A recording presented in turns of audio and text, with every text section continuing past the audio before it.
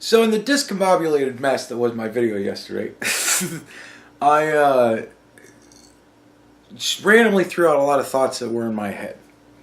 Because it was just kind of me just puking up all the thoughts that were in my head. But kind of part of the theme of it was protesters, right?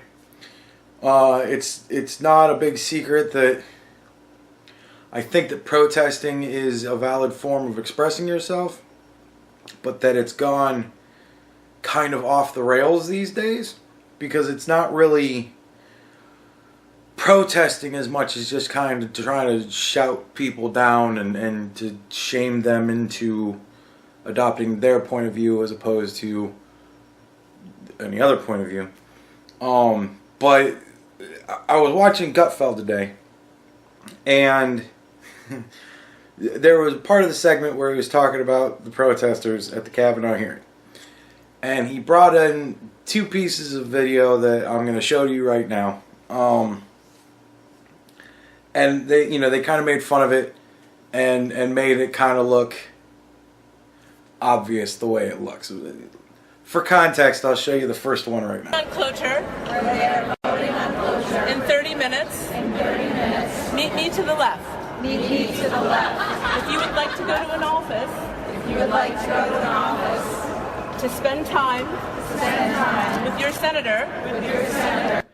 Now that looks kind of crazy. Looks like one person is kind of telling the masses what they're going to do, and they're just kind of robotically repeating it a line. It looks very cultish, and they played it off as being very goofy, and as this weird, crazy thing. And it does look that way. But I don't know if any of you remember, some of you may be too young, but there was a thing called Occupy Wall Street. During Occupy Wall Street, they weren't allowed to have any sort of amplification. They couldn't have like a microphone and an amp. They couldn't have, the fucking loud horns, whatever the fuck you call them. I can't think of it right off the top of my head. Anyways, they weren't allowed to have that kind of shit. So what they did was they created what they called the people's microphone. One person that was going to deliver a speech would stand up and say mic check, and then everybody would say mic check, and then mic check, mic check.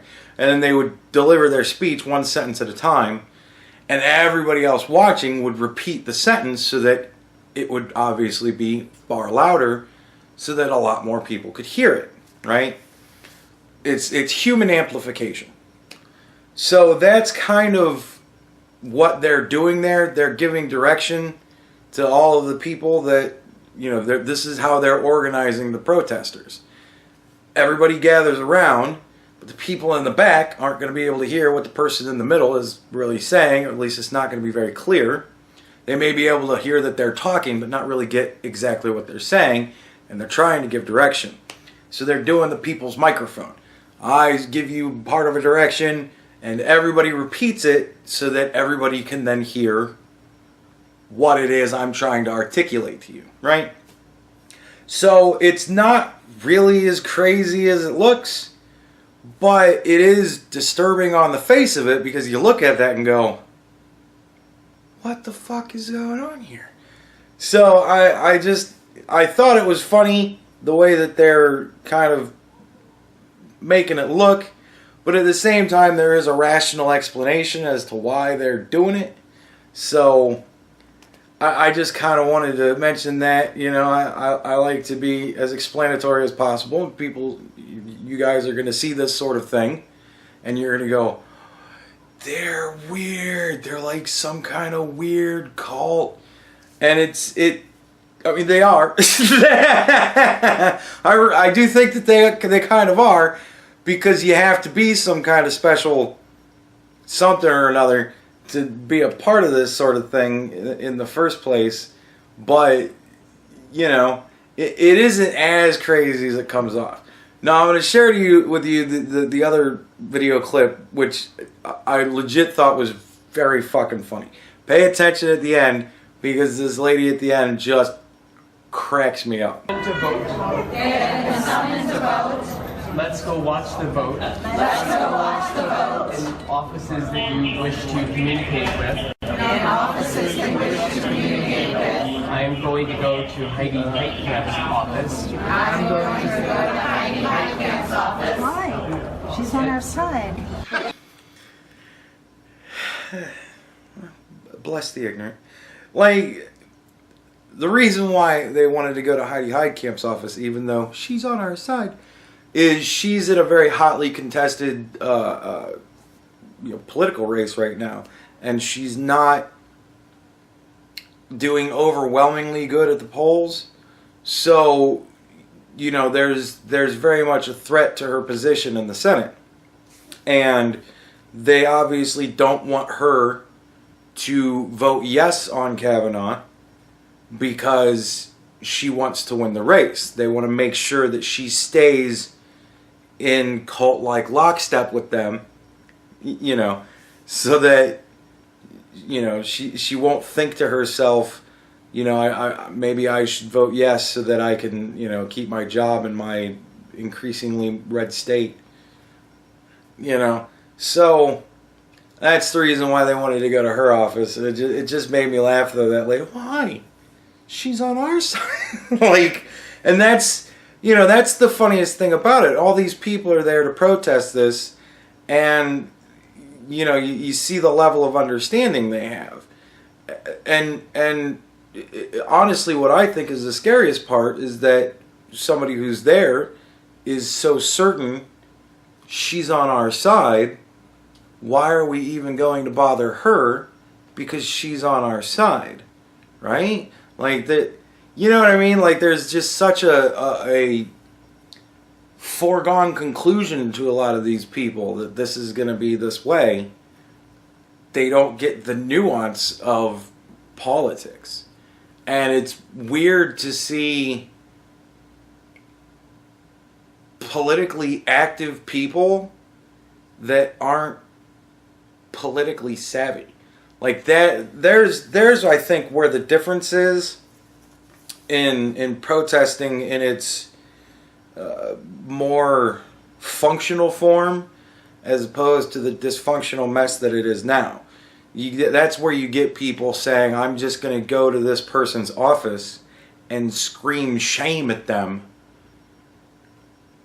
until they get that what they're doing is shameful and they should change their mind because I think that they're shameful. Like that. There's the problem with me. It's like you don't have an argument. You're just trying to shame people into believing what you believe. That to me isn't protesting.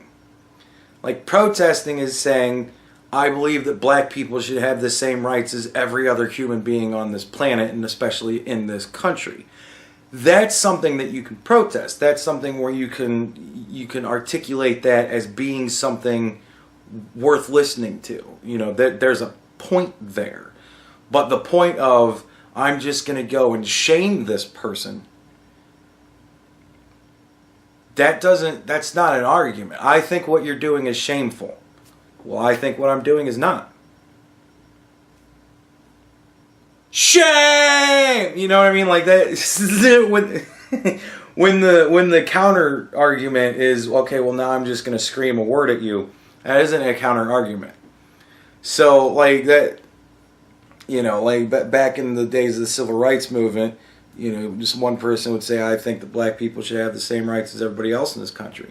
And somebody else would say, well, I think you're wrong. And then you'd say, but they're human beings. And they live in this country. And we should see them as human beings that live in this country. Because would you like it if somebody treated you that way? As a person who's not a human being? Like, like they're... And then you can have like a back and forth. But, I think what you're doing is shameful. Well, I don't. Shame! Like that. So you don't have a point. You're just going to scream things. Like that's where I think it's gone very much off the rails. But yeah, so the new thing now, and this is me criticizing the right. Right? Like I've always said, whenever I see the right doing something that I think is incorrect, I'll be there to say I think it's incorrect. And I think it's incorrect to take this and to try to make this look like it's some sort of really weird cultist thing where, you know, this guy is leading the mindless masses and they're just parroting back all these things. But at the same time, it is this guy leading the mindless masses and they're just parroting back all the things that he's saying. So, I mean, there is a lot of there, but there's not as much there. Like, there is a reason why they do it. That, I guess, is ultimately my point. There's a method behind the madness, even though it's still mad.